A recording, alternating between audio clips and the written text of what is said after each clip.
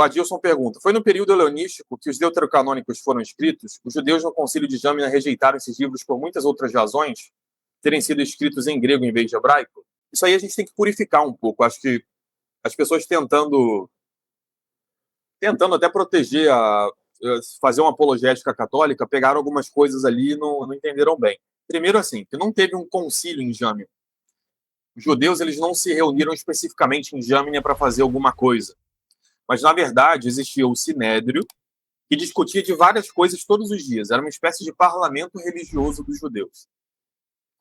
O Sinédrio se reunia em Jerusalém, mas quando Jerusalém foi destruída no ano 70, o Sinédrio começou a viajar por várias cidades para sair de Jerusalém e evitar a perseguição. Inclusive, a partir do ano de 131, depois de Cristo, o Sinédrio fica proibido de se reunir em Jerusalém. Os judeus não podiam entrar em Jerusalém nem na Judéia como um todo, tanto que o nome passa a ser Palestina, né? Deixa de ser Judéia, passa a ser Palestina em homenagem aos filisteus, né? O P e o F eles se confundem aqui. Então o Sinédrio ele ia mudando de cidade em cidade. Teve um período que o Sinédrio ficou na cidade de Yavne, que é perto de Tel Aviv hoje, no centro ali de Israel, perto de Jerusalém.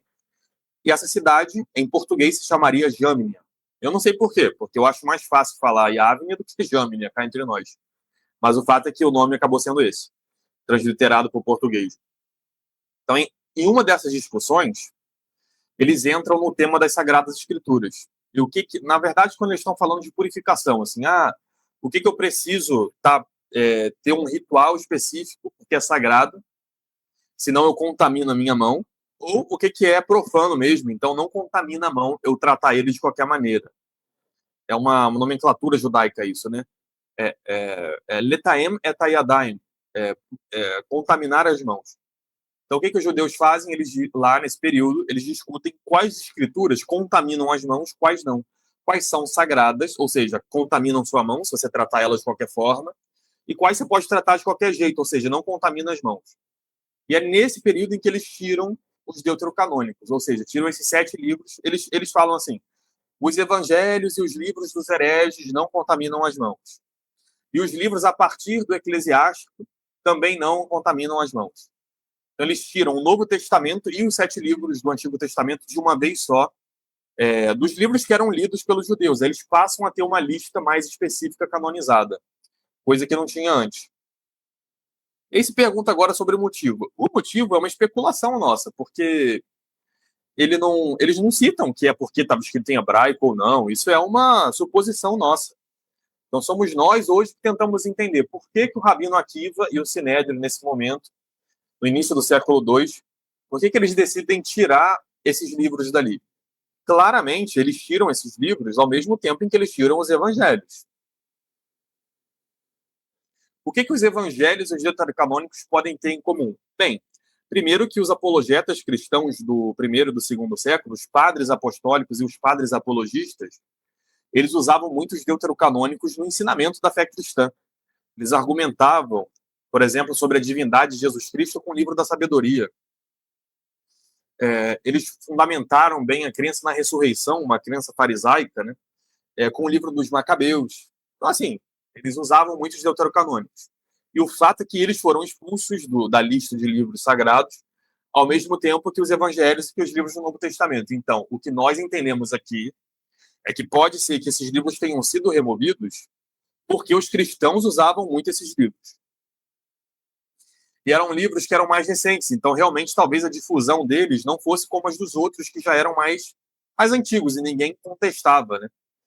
Então eles aproveitam essa brecha e vão tirando tudo aquilo ali. O que a gente sabe é que no Antigo Testamento, Deus foi se revelando aos pouquinhos, ele foi dando mais detalhes sobre a sua natureza aos poucos, né? Por exemplo, no início ele dizia que ele é o Deus mais poderoso, acima dos outros deuses, né?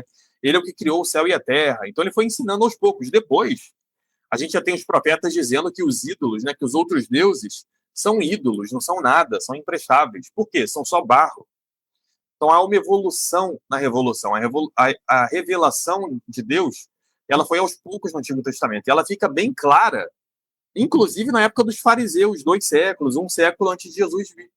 É quando a gente chega à plenitude dos tempos. O judaísmo estava preparado para receber nosso Senhor Jesus Cristo.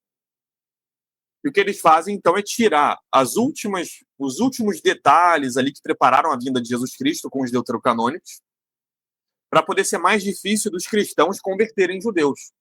Ariel, de onde você está tirando isso? Bem, pega o diálogo de São Justino, padre apologista, do início do século II, com Trifão. Ele é um pouquinho depois desse período em que os judeus tiram os deuterocanônicos. O que ele fala no ponto 71? Ele diz, os seus pais aí, o Sinédrio, está retraduzindo a Bíblia, mudando uma série de coisas que falam de Jesus Cristo. Quer um exemplo? Salmo 22. Transpassaram minhas mãos e os meus pés. No hebraico, que a gente encontra inclusive nos manuscritos do Mar Morto, que é lá do século I, né, está escrito Karu Yadai Vereglai. Fizeram um furo nas minhas mãos e nos meus pés. O que os judeus fizeram com o tempo? O Sinédrio, né, foi lá e, por querer ou sem querer, segundo São Justino, por querer, trocaram uma letrinha. Em vez de Karu, Kaari. E Kaari quer dizer como um leão, minhas mãos e meus pés. Então tá lá no Salmo, de repente fica aquela coisa sem sentido nenhum. Que é assim, tá todo desfigurado, caçom de mim, cães numerosos me rodeiam, uma assembleia de malvados me cerca. Transpassaram minhas mãos e meus pés, posso contar todos os meus ossos. Aí na nova versão tô aqui todo ferrado, uma assembleia de malvados me cercaram, cães numerosos me rodeiam. Minhas mãos e meus pés são como leão, posso contar todos os meus ossos. Que minhas mãos e meus pés são como leão? Não é isso que está escrito. E os manuscritos antigos do Mar Morto provam que realmente isso foi modificado pelos judeus ao longo do tempo. Ou por erro, ou, segundo São Justino, que era dessa época, de propósito para dificultar a apologética cristã. Então, alguns escritos mais antigos trocam algumas palavras e retraduzem para o grego, e outros escritos mais recentes, com a revelação mais avançada, eles tiram da lista deles. É isso que aconteceu em Avni, Jamnia, no início do século II. E os protestantes tontos vão seguir os sucessores de Caifás, em vez de seguir os sucessores dos apóstolos. Se enganam, assim, com uma ingenuidade tremenda, uma arrogância tremenda, né? De achar que vai reconstruir a Bíblia.